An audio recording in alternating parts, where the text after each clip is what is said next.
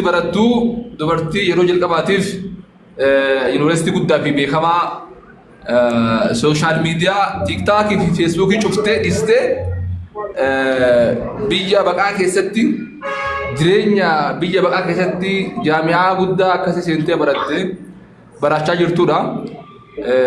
Seenaa addaa qabdi Sumayyaa inni beeytanii Abdiin Raggaasaas akkasuma gaafiif deebii gabaabaa waliin godha waan ta'eef guyyaa irraa hundumti keessanuu warri gamas hin jirtanii fi as jirtanis kanneen amantaa islaamaa hordoftanii fi amantaan biraa hordoftanis waa dhaga'uun waa dubbisuun hedduu barbaachisaa fi barnoota guddaa irraa argattan waan ta'eef mee Sumayyaan irra gaafii akkamii obboleessa keenya Abdii gaafatti gaafii isiin gaafattu gubbaa dhaabatee ammoo Abdiin ammoo gaafii deebii akkamii deebisa waan jedhu inshallah hundumti keessan share copy link tap gochuudhaan gaafiif deebii isaanii wajjin turtii gaarii goonaa hundumti keessan share copy link tap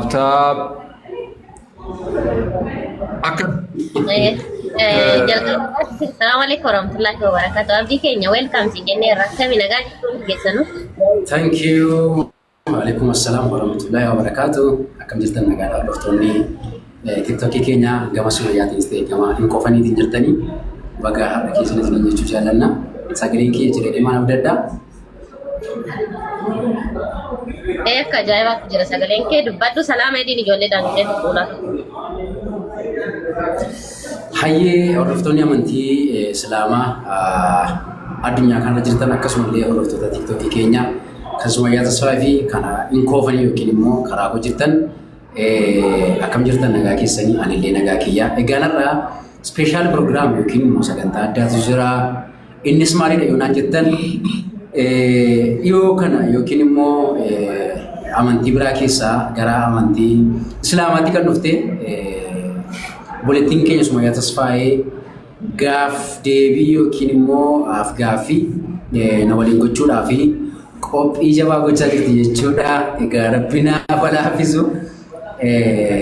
Kanaaf ani immoo ammanii Rabbina gargaaree amma Rabbina laafisee waan barumsa ta'a jedhu akkasumallee namni irraa balata dhalootaaf hin ta'a namallee hin madaala waan jedhu giddu galeeffadhee waama qalal jedhee waliin haasaa yookiin immoo waliin dubbii ni goona jechuudha. Kanaaf sagantaan har'a jiru Sumayyaa wajjiniin gaaffii yookiin immoo gaaffiif deebii dhimma amantii irratti waliin gochuudha. Kanaafiyyuu hundumti keessan obsaan akkasiin hordoftan gabanumaan isin affeeruu jaalladha. Turtii gaarii. Jalqaba irratti obboleessa keenya waamicha keenya bakka kabajjee nu dhufeetu akkuma beekamu haala jireenya namaa keessaa fakkeenya nuti alhamdulillahi rabbil alamin rabbiin islaamummaa nu kenne rabbiin warroota nu duraa illee saabota ergamaa rabbi sallallahu alaihi wasallam harka caalaan isaanii warroota guyyaa keessa islaamummaa fudhatanii nuufillee fakkeenya nu ta'anii akka nuti irratti jabaanuuf isaan ilaalledha. Rabbiin isarratti nu jabeechee ammallee warroota ammaa kana seenaa saabotaatiin kan wal fakkaatu jira jireenya isaanii keessatti haala imala islaamummaa isaan irra dhufanii fi irra jiran kana keessatti waa hubanna jennee waan ilaalluuf jecha namarni illee waa irraa hubatennee waan laalleef jecha kanaaf sagantaa xiqqoo gaafii gaggabaabduuwwan obboleessa keenya kanaa qabadhee dhiyaadheera. Inni illee akka deebisu abdiin qaba, isin illee akka irraa hubattan abdiin qaba. Jalqaba irratti gara gaafii kan kennatti osoo hin deeminiin dura abdii baga nagaan dhufteerra deebii ammalleedha. Ayyee maayikiin cufaana fakkaata. Hayyee Sumayyaa baga nagaan eegdanii. Ayyee jalqaba irratti gaafiin kan koo atiini isiniini maqaan keessan eenyudha? Eessatti dhalattan? Maqaan koo Abdii Raggaasaan jedhama. Bakki dhaloota kootii Wallagga Bahaa Aanaa Waayyuu Tuqaadha. Amma godina addaa yookiin immoo kutaa magaalaa Shaggar bakka Fugee jedhamu jiraadha. Akkas. Hayyee duraan hordofa amantii kamii turtani? Duraan ani hordofaa amantii Pirootestaantii yookiin immoo amantii Kiristaanaa isa jedhamuun ture ijoollummaa koo irraa kaasee ittan dhufe osoo hin taane ittan dhaladhee amantii Pirotestaantii hordofaa ture. Ayyee. Islaamummaa fudhachuun wal dura islaamummaadhaaf ilaalcha akkamii qabda ture?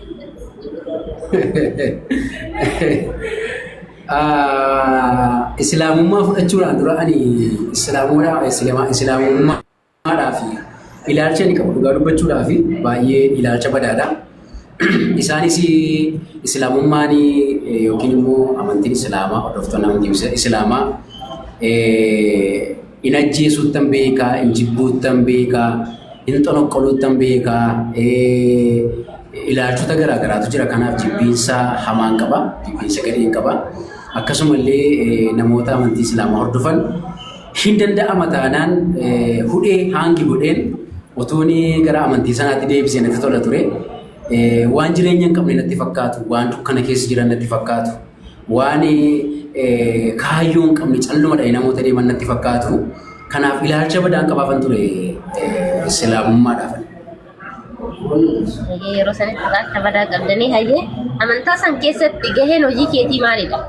Amantaa keessa turte san keessatti gaheen hojii kee maali? Haa ta'u gaheen hojii koo yeroo amantaa sana keessa turetti akkuma namuu beeku hojjetaa wangeelaa akkasumallee lallabaa wangeelaa barsiisaa wangeelaa akkasumallee faarfataa ta'uudhaan beekamaa. Moorii isaan jalatti garuu wantoonni ramadaman hojii hedduun jiru.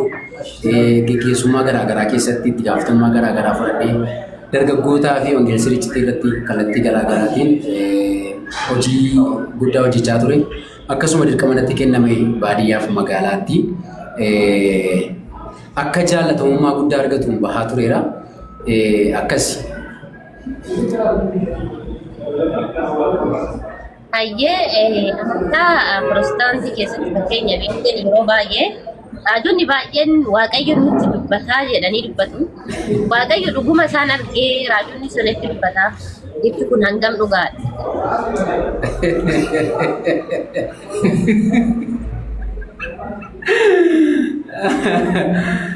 Gaaffii baay'ee bareedaa na gaafatte sume. Nama hojii walitti nama hojii wayyaa. Baay'eegiti waan tokkotu jira. Kan kee qofaarra deema. Si amma yoo dubbate dubbateera yoo sitti dubbanne immoo lakkatti dubbanne kan kee amaanii fi waan biratti waan ta'eef. Namootatu gasti ittiin ergachaa jira waan ta'eef isa jechuudha jira. Gaaffii bareedaa na gaafatte Waaqayyoo namootatti hin dubbataayi yookiin immoo namoota hamma jedhetti raajotatti hin dubbataayi gaaffii jedhu yaadi kee. Kanarratti ilaalcha lama qabaani. Ilaalchi ani qabu tokko raajota sobduu jedhamanii akka waan Waaqayyo itti dubbateetti Waaqayyo natti dubbateera. Sababiin isaa ragaan qabu Waaqayyo natti dubbate Waaqayyo natti dubbateera.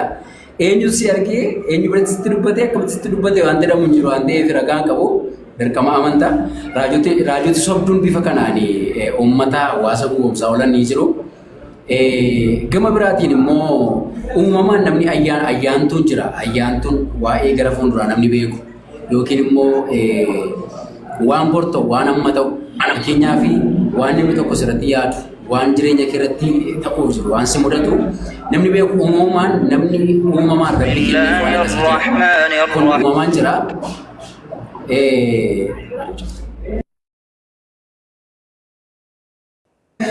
Minaalbaata sana cimsuudhaan namoonni fayyadaman jiraachuu danda'u. Kanarraan kan hafe Waaqayyo nama miti kan namatti haasa'u. Waaqayyo waaqa guddaadha. Nama kana wajjin akka barbaade haasa'uu hin danda'u.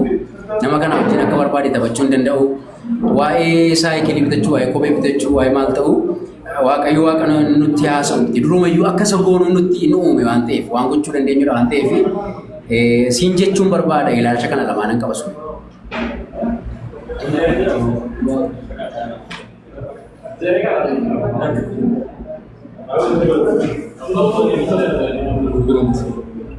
Sagaleen hin dhagahamu sagaleen hin dhagahamu. Sagaleen hin jiru? Yaa amma jira. Hayyee dura maatiin qabadhee dubbateere? Maal jettee? Yaa maayikii qabatte yaa.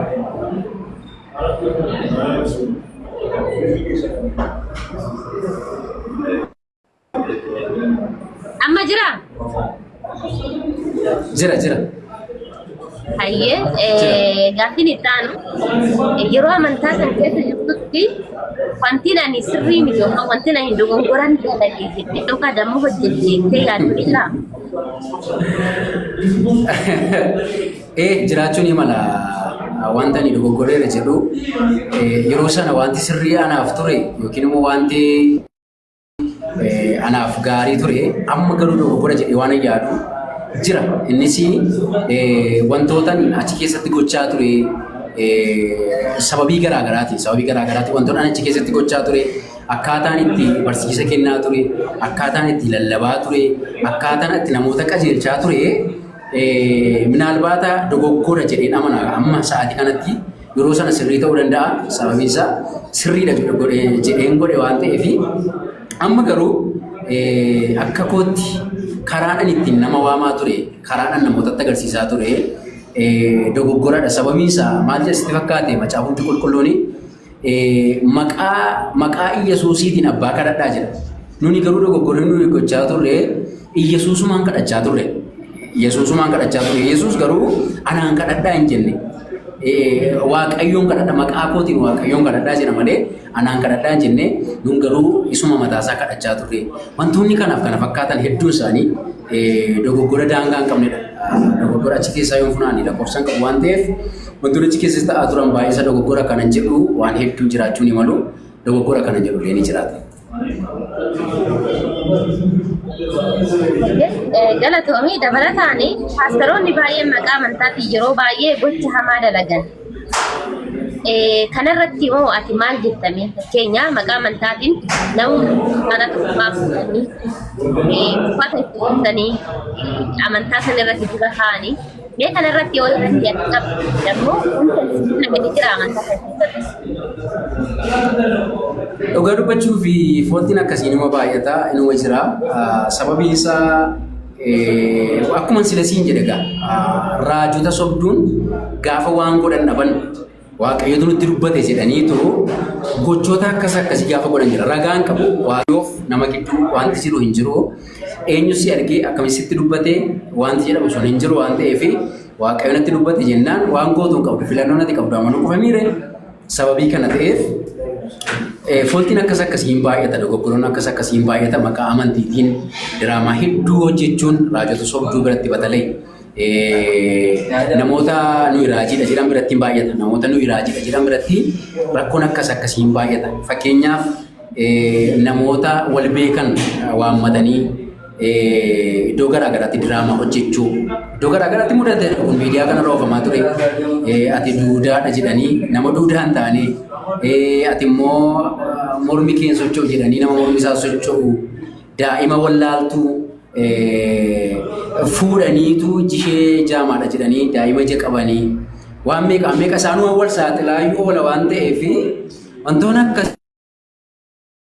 akkasii hedduu mudata. Diraamaan kun dhugaa dubbachuuf burjaajii hawaasaa ittiin dogoggorsaa jira waan ta'eef baay'ee dogoggoradhaanaaf ilaalcha hamaan qaba. Keessattuu wanti ani akkan dubbisu yeroo naa kennu yoo jiraate gocha isaanii kana hojii isaanii kana jibbuu waan barbaadeef yookiin immoo waan itti hin tolleef waan balaaleffadheef isaanii wajjin gocha akkasii hojjechuu dalagaa akkasii dalaguu diraamaa akkasii hojjechuu waan itti toluu dideef yeroo dubbisuun ofii kennu boqonnaa fudhachuu waan barbaadeef boqonnaa sana keessa yeroo dubbisuun argadhe ergan dubbisee immoo amantiin kun akka amantii sirriif amantii gaarii ta'een nan filadhee nan argadhee ammallee qabeetti jira. Alhamdulillah rabbi haa galatu.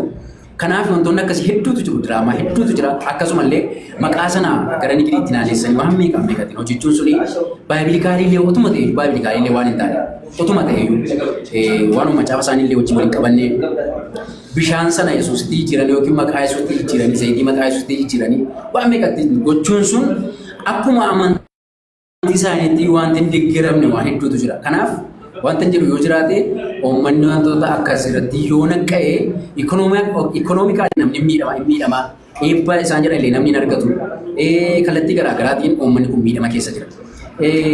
Si ajaa'ibu waan na ajaa'ibu keessaa nama akkaawuntii 50 fuula iskiriinii TV isaarra naqatu sin eebbisaa sin sooromsa yookiin immoo ikoonoomikaalii akkati guddattuu sii kadhadha jedhee nama waamaa oola. Ofiisaa garuu akkaawuntii 50 60 TV saya jalan ke itu tingkat aja lah. Gabi masa sabia. Nagama. Ini dah sama saja Gabi masa sabia aja mudah mak agar-agar atau gas sudah malci curani sagan euro epiga di famu euro capsani bo euro ekonomi angkutu cuma nagar bisu wanta bayi itu jera kana-kana ni euro tiap hari saja capsu jera itu namun ofiu sana jalan-jalan namun ofiu malah kabar badan deger sabar badan euro di sini bisa jadi itu intini sunjira nah velal cukup dong kurada rapianan karapan mengergaru berbadi jalan kaba anak raja maru kaba anofiko harkiko kun cetayu teh harkako kana bikil ceka ingkan nama bikil akasi mire male kanko cita ko terkakin si faisa jechuun danda'u iji ko kun jama yoo ta'e rabbinan godhini ija ko jama kana baadhee utuu rabbi anaan hin fayyisin nama kan biraa jaamaan fayyisa jechuun hin danda'u. Kanaaf wantoonni akkas akkasii hawaasa keessatti dogoggora jedheen amana akka kootti dogoggoran jedha akkasisume. Gara toomii namni tokko sin fayyisa jechuun dura ofii bamaa ta'e nama